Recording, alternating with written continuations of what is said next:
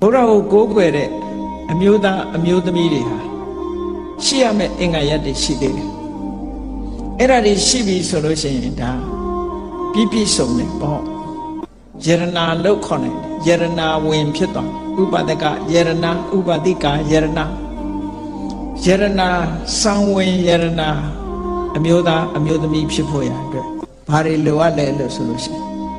နံပါတ်1ကဘုရားရဲ့ခုံကိုယုံကြည်ခြင်းဆိုတဲ့တတ္တာရှိရမယ်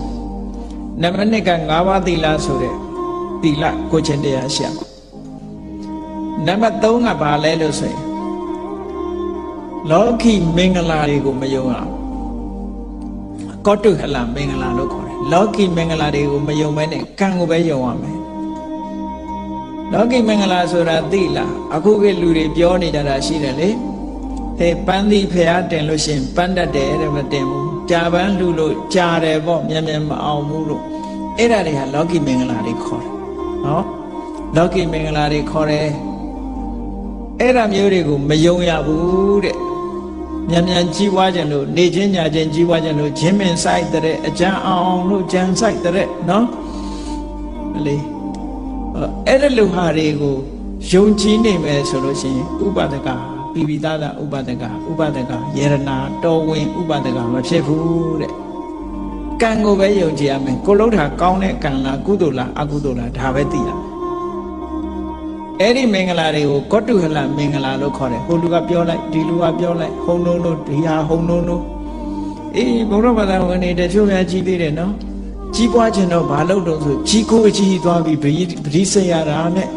သေးသေးစိတ်ရင်သေးမှဆိုလို့လားမသိဘူးနော်အဲ့တော့ကြီးကိုကြီးတို့ဘာတို့ညာတို့နဲ့အဲ့ဒီမှာဆွဲတော်တောင်မှပဲ4စုတရထဲဖူးရင်ဘာဖြစ်မယ်ညာဖြစ်မယ်နော်အမျိုးကိုစုံနေတာပဲကြိုက်ထီးကိုလည်း6ခေါက်တက်ရင်3ခေါက်တက်ရင်တချမ်းသာတယ်တဲ့ဟောအထမ်းသမားတွေ6ခေါက်ပဲကတော့မှာနော်ခုလည်းထမ်းနေရတော့မှသူတို့အများအားထမ်းနေတာပဲအဲ့ဒါလို့တောင်မစင်စားနိုင်အောင်ဖြစ်နေကြဒါတွေကအဓိကမဟုတ်ဘူးဆိုတာဟိုဒါလက်တွေ့မကြတာတွေကိုလောကလူတွေကယုံကြတယ်